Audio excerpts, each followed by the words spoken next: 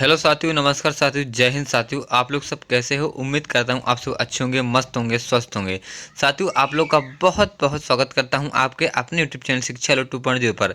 साथियों, आज हमारी 29 जनवरी 2024 के हमारे जितने भी नए नए करंट अफेयर्स के प्रश्न बने हैं, जो प्रश्न हमारे एग्जाम के लिए महत्वपूर्ण होने वाले हैं साथियों, उन सभी के ऊपर हम वीडियो में डिस्कशन करने वाले हैं साथियों, विस्तार से। ठीक है साथियों, अगर आप लोग हमारे ऐसे हेल्पफुल वीडियो रोज देखना चाहते हो तो हमारे चैनल से जुड़ जाइए, हमारे चैनल को सब्सक्राइब कर लें, बेल आइकन को ऑल पर दबा लें ताकि हमारे आने वाले ऐसे हेल्पफुल वीडियो सबसे पहले आप तक पहुंचे। ठीक है साथियों, चलिए बढ़ते हैं आपके प्रश्नों की ओर। साथियों, ये रहा आपका पहला प्रश्न। हाल ही में भारतीय समाचार पत्र दिवस कब मनाया गया है? तो साथियों, अभी 29 जनवरी को भारतीय समाचार पत्र दिवस मनाया गया है। ऑप्शन आपका फर्स्ट वाला बिल्कुल बिल्कुल करेक्ट आंसर रहेगा। ठीक है साथियों, तो भारतीय समाचार पत्र दिवस का इतिहास बता दें कि 29 जनवरी सन 1780 को ब्रिटिश राज्य के तहत जेम्स ऑगस्टस हिक्की द्वारा द बंगाल गजट नाम का अखबार प्रकाशित किया गया था। इस अखबार को कलकत्ता जनरल एडवरटाइजर और इक्कीज गजट के नाम से भी जाना जाता है। ठीक है साथियों, चलिए बढ़ते हैं आपके दूसरे प्रश्न की ओर। ये रहा आपका दूसरा प्रश्न।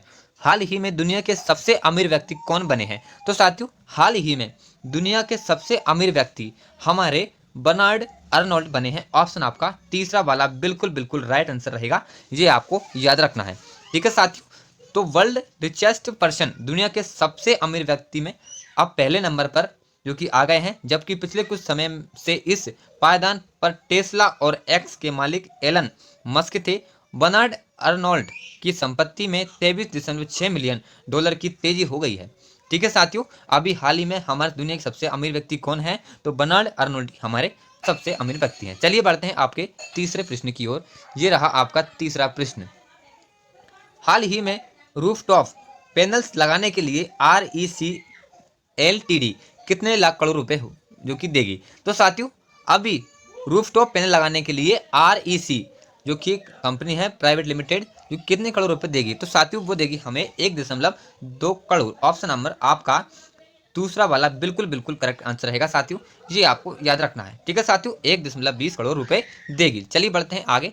तो साथियों, महारत्न बिजली वित्त कंपनी REC लिमिटेड को महत्वाकांक्षी प्रधानमंत्री सूर्योदय योजना के लिए नोडल एजेंसी के रूप में नामित किया गया है। 22 जनवरी को प्रधानमंत्री नरेंद्र मोदी द्वारा घोषित इस पहल का लक्ष्य 1 करोड़ घरों में छत पर सौर पैनल स्थापित करना है।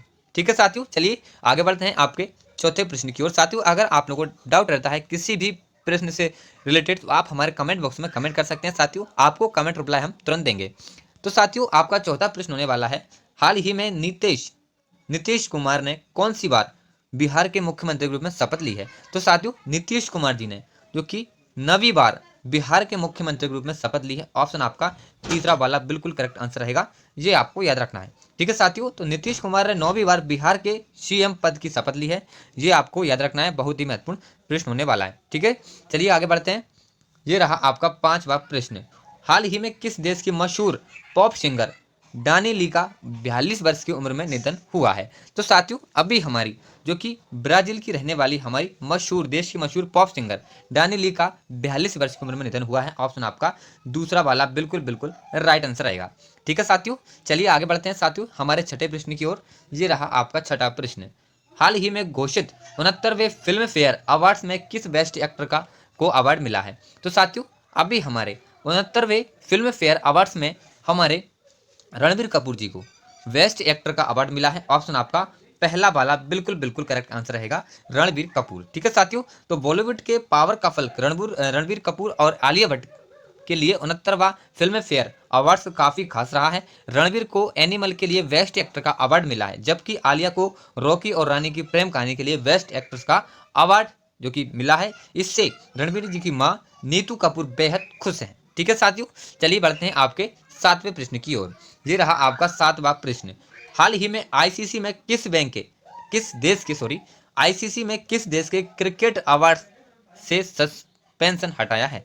तो साथियों, अभी हमारे जो कि श्रीलंका में आईसीसी में किस जो कि श्रीलंका में क्रिकेट अवार्ड से सस्पेंशन हटाया है? ऑप्शन आपका तीसरा वाला बिल्कुल बिल्कुल करेक्ट आंसर रहेगा, ये आपको याद रखना है।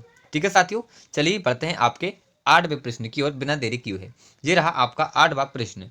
हाल ही में परीक्षा पेपर चर्चा का 7वां संस्करण कहाँ आयोजित किया गया है? तो साथियों, परीक्षा पेपर चर्चा का 7वां संस्करण अभी हमारे जो कि नई दिल्ली में आयोजित किया गया है। ऑप्शन आपका दूसरा वाला बिल्कुल राइट आंसर रहेगा, ये आपको याद रखना है। ठीक है साथियों, अब परीक्षा पेपर चर्चा का उद्देश्य क्या साथियों, इसके ऊपर हम बात करेंगे।